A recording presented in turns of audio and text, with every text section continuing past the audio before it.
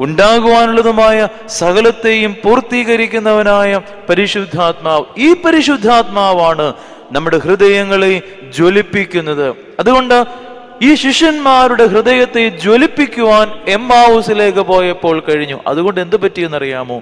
എമ്മാവൂസിന്റെ പ്രത്യേകത, it was a place to escape. രക്ഷപ്പെടുവാൻ വേണ്ടിയുള്ള ഒരു സ്ഥലം മാത്രമായിരുന്നു എമ്മാവൂസ്. ഒളിച്ചു കിടക്കുവാൻ വേണ്ടിയുള്ള സ്ഥലമായിരുന്നു എമ്മാവൂസ്.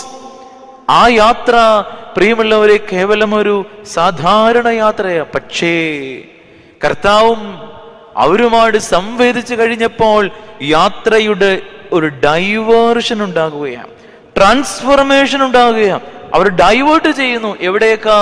എമ്മാവൂസിൽ നിന്നും തിരികെ യെരൂശലേമിലേക്ക് യാത്ര ചെയ്യുകയാ. എന്ന് പറഞ്ഞാൽ സാധാരണ ഒരു ജേർണിയിൽ നിന്നും it turn to a pilgrimage. ഒരു തീർത്ഥയാത്രയുടെ തലമാണ് യെരൂശലേമിലേക്കുള്ള യാത്ര.